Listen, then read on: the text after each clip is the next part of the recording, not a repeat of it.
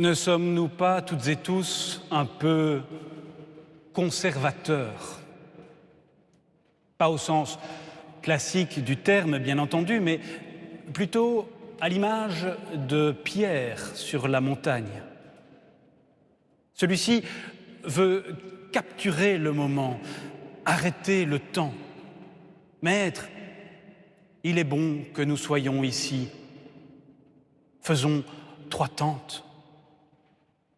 Quoi de plus naturel, en effet, que de vouloir rester auprès de nos proches, de conserver ce qui nous semble le plus essentiel.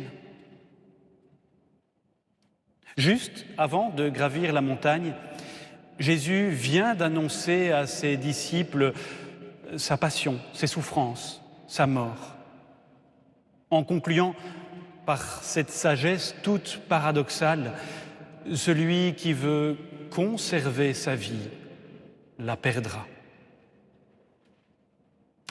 Alors pourquoi Jésus prend-il seulement avec lui sur la montagne Pierre, Jacques et Jean?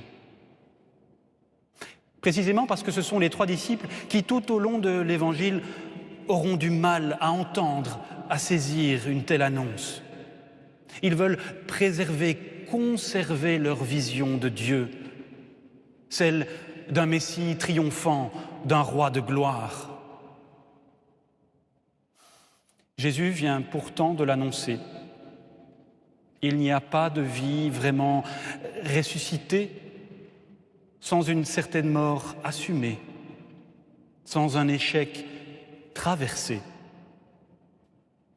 Alors avouons que nous sommes comme Pierre, Jacques et Jean. Dans nos vies, il y a en effet tant d'histoires, de projets ou de personnes dont nous ne parvenons pas à faire le deuil. Acceptons-nous vraiment que des proches suivent un autre chemin que celui que nous voulons qu'ils prennent? Arrivons-nous à aimer en vérité sans nous agripper? À faire confiance sans la sécurité de preuves? Pour intégrer cette dynamique, les textes de ce jour nous invitent dans le silence et la prière à transfigurer nos vies. Il s'agit de transformer nos regards, les regards que nous posons sur nos histoires, en y intégrant peut-être ce que nous avons parfois tant de mal à intégrer, à accepter. Car nos regards constituent vraiment la réalité qui nous entoure. Un visage n'existe-t-il pas pleinement, vraiment, pour les yeux qui le regardent? Un regard aimant ne rend-il pas une personne aimée? Alors bien sûr, il y a les regards de peur, de suspicion qui dévisagent, qui défigurent, mais il y a aussi tous ces regards, les vôtres, le mien peut-être, qui peuvent transfigurer le monde, qui n'enferment pas dans une histoire passée, mais qui ouvrent, qui offrent un avenir possible. Oui, parler de transfiguration, c'est prendre ainsi de la hauteur et voir au-delà des apparences. Regarde le ciel, dit le Seigneur au vieil Abraham, l'invitant à sortir de sa tente. Ne regarde pas ce passé que tu connais, ne t'y réfugie pas peut-être, mais accepte qu'un futur plus fécond que tu as imaginé est possible, s'offre à toi. Pour cela, il s'agit de devenir, comme le dit saint Paul, des citoyens des cieux. Des hommes et des femmes dont les regards offrent dans ce monde des relations, un espoir qui ne sont pas du monde. Les citoyens des cieux ont compris que la vie ne se gagne qu'à mesure où elles se partagent, où elles se donnent. Ils témoignent par leur style et leur foi que l'échec peut être traversé. Les citoyens des cieux laissent transparaître par ce qu'ils sont une espérance qui n'est pas de ce monde. En ce sens, ils ne se conduisent pas en ennemis de la croix, mais regardent avec les yeux de Dieu ce qui est si difficile à assumer aux yeux du monde, l'échec, la souffrance, le deuil. Les citoyens des cieux, vous et moi, transfigurent ainsi notre monde. Ils l'aiment et le regardent autrement, en ne le réduisant pas à son inhumanité. Alors, pour vivre humblement, concrètement, cette citoyenneté des cieux, il s'agit d'abord de nous rendre sur notre propre montagne intérieure pour prier. Il s'agit d'abord d'éteindre en nous les mots, les paroles, les discours. La prière n'est pas là pour nous donner à comprendre, mais pour nous aider à accepter, à accueillir notre fragilité, notre finitude. Et au-delà de nos confessions, la prière nous invite à montrer notre vrai visage.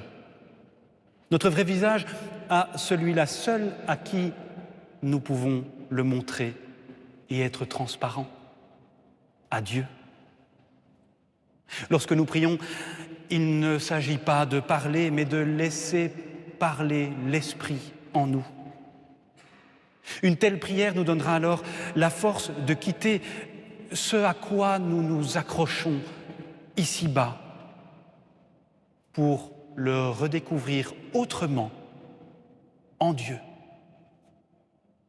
Vécue ainsi, la prière n'aura pas pour but de changer les événements de notre vie, mais nous transformer, nous transfigurer, afin de traverser autrement les événements de nos vies. En ce sens, la prière ne change rien, mais elle transforme tout. Voilà la mission des citoyens des cieux. Dans la prière, transformer notre regard sur nous-mêmes, sur nos proches et peut-être aussi sur Dieu. Vos projets se sont envolés. Vous croyez dans votre vie faire de la figuration.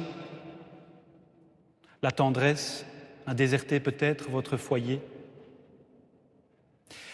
Par la prière, si vous acceptez que quelque chose change et meurt peut-être en vous, vous trouverez de nouvelles raisons de croire en vous, de renaître, de tenir debout.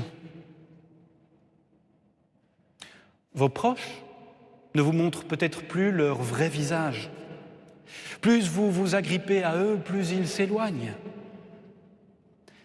Il s'agit peut-être de lâcher prise pour qu'ils suivent, comme Jésus, leur propre destinée. En transformant votre regard sur eux, vous trouverez dans la prière et dans le silence des forces nouvelles d'espérer en eux. Et enfin, vous avez peut-être perdu la face, la honte, la colère ou la culpabilité vous envahissent. Il s'agit de redécouvrir votre vraie identité, votre citoyenneté des cieux, en acceptant le regard tendre que Dieu pose inconditionnellement sur vous et sur les autres. Tu es mon fils, ma fille bien-aimée.